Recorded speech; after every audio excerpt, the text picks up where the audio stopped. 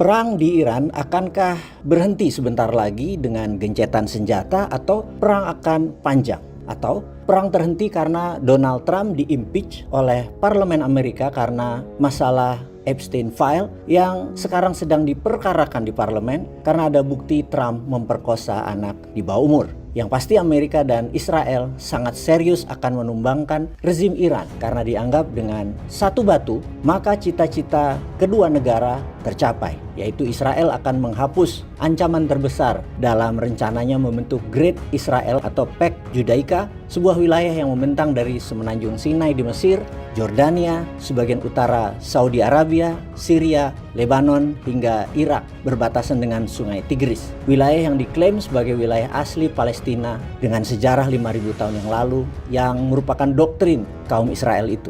Dan bagi Amerika, mengganti rezim yang pro-Amerika adalah untuk kendali atas energi minyak dan gas kembali ke tangan Amerika.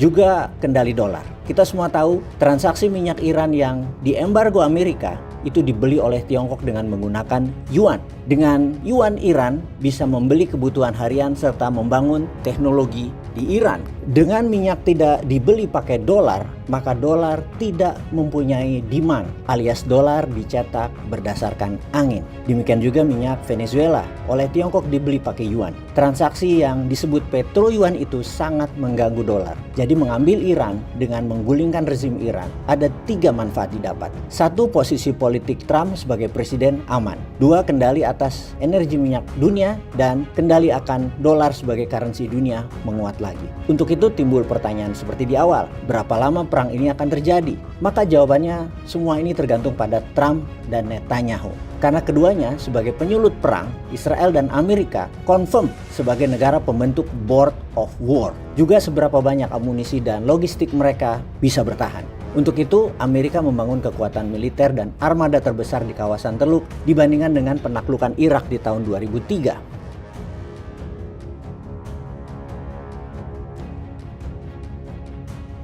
Di darat ada 19 pangkalan militer yang mengelilingi Iran. Amerika menyiapkan pasukan darat antara 40 hingga 50 ribu personil. Lebih dari 10 ribu misil seperti Tomahawk dan banyak lagi. Juga radar, satelit, 12 kapal perang jenis fregat, kemudian 150 jet fighter, bahkan pesawat intai stealth hingga 2 kapal induk terbesar. Mereka ada di sisi selatan yaitu USS Abraham Lincoln, kemudian di sisi utara di Laut Mediterranean ada USS Gerald Ford yang masing-masing dikawal 6 kapal yang mengitarinya. USS Gerald Ford posisinya ada di Haifa Port di Israel, ada di Laut Mediterranean yang merupakan kapal induk tenaga nuklir terbesar di dunia. Di darat terdapat puluhan ribu tentara, ditempatkan di military base, juga bandara atau air base untuk menunjang serangan udara dengan sistem radar seperti di wilayah Mu'afak Salti Air Base di Jordan dekat Irak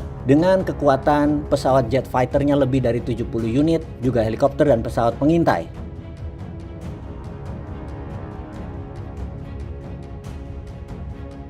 Total US Military Air Base besar yang mengitari Iran ada 8. Pangkalan militer darat, laut, udara terbesar Amerika ada di wilayah Al-Udeid dengan 10.000 personil. Itu ada di Qatar. Namun pangkalan terlengkap tetap ada di wilayah Israel, di mana setiap hari puluhan pesawat tempur mendarat di sana melalui Samudra Atlantik. Menambah kekuatan serang udara dengan kemarin Kamis datang 11 pesawat F-22 Raptor Stealth Fighter. F-22 adalah pesawat canggih yang tidak bisa dideteksi radar konvensional yang dapat menyerang masuk ke dalam wilayah Iran. Jadi kalau di zoom, maka Amerika memiliki 8 pangkalan airbase dan 11 pangkalan militer penunjang angkatan darat tersebar di sisi barat Iran di seluruh Jazirah Arabia.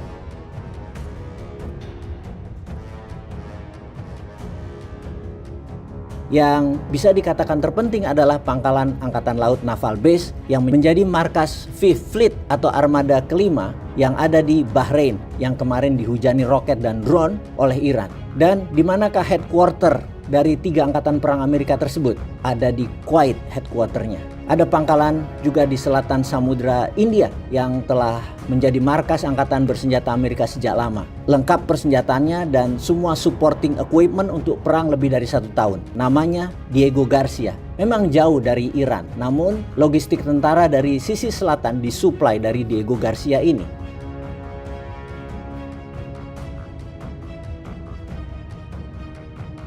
Dari Diego Garcia, pesawat pengintai dikendalikan dan terus mensurvei kawasan Teluk, terutama pada saat perang dengan Iran saat ini. Pada dasarnya Amerika dan Israel telah mengepung Iran dengan puluhan armada laut, ratusan pesawat serang, ribuan misil dan roket, puluhan ribu tentara yang telah siap 24 jam atau combat ready. Secara kekuatan militer, Amerika telah membangun kekuatan yang sangat luar biasa, kekuatan penghancurnya, dilengkapi dengan data intelijen yang akurat. Dengan semua stockpile yang ada, berapa lama Amerika bisa bertahan dan bisa melakukan penyerangan seperti dari sejak hari pertama hingga sekarang hari ke-7? Ternyata tidak lebih dari 10 hari ke depan. Kalau segini mah Iran masih tidak akan goyang. Selat Hormuz masih dicekik. Bandara di negara Teluk tidak bisa beroperasi. Dan yang paling rawan adalah kilang minyak serta refinery milik negara Teluk yang sangat mudah di-drone oleh Iran. Kayaknya Amerika bakal bangkrut nih, dan kita salah pilih tuh gabung dengan negara penyerang BOP. Sobat, ditunggu komennya. Peace.